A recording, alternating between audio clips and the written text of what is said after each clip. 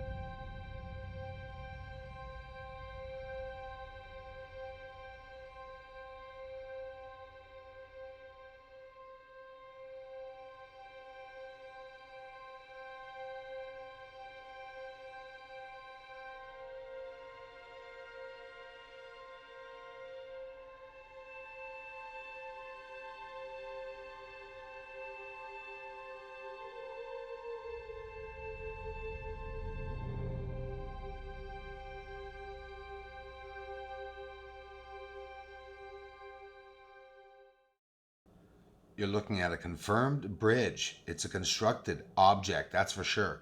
Straighter than ejecta, and it's connected to other unknown objects, mechanical or whatever they may be.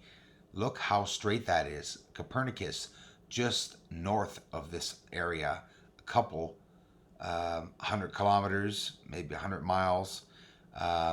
Yeah, it's a straight object on the surface that looks like it's on these massive columns or areas where, again, possible smoke cover in the surrounding areas. But look at this object up here on the right, top right. That's where that line is going to. Very mysterious. This is just under Copernicus crater. You can see it a couple of different views here.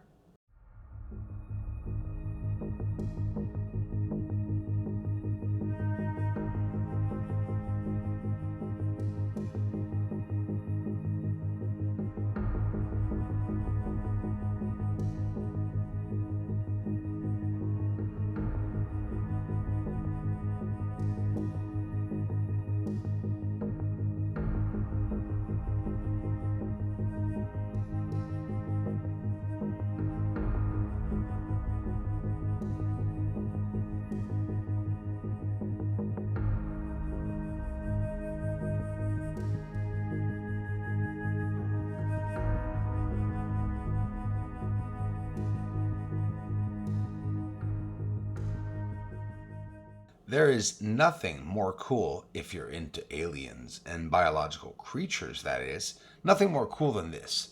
We're on the surface and we're looking at, I call it the jellyfish UFO because it's contracting, expanding, contracting, expanding. Whatever the heck it is, it can only be one of two things. These two objects can only be one of two things: intelligently driven, or it's alive. What do you want this to be? We're going to see a little red dot. You just saw it vaguely in that frame, but we're going to see it better in this frame. You're going to see some object underneath, very intense bright light that was nearby these two objects. You know, there are several objects on the surface at the same time going in different directions that are actually differently shaped. Now here's an object that just went by. Zoop. So we're going to see that object one last time, but a bit closer in detail. So this is pretty close up. And just look at it contracting, expanding, contracting, expanding. Just that bluish.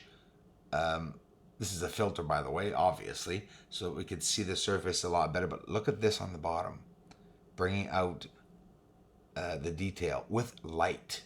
Light, my best friend, for sure. Here's something pretty cool. We're going to go see Mare fecunditatis, but through a 4-inch crystal. Then we're going to magnify that, get the clearest shot, of course, before doing so. This is photography, it's not live. Watch this.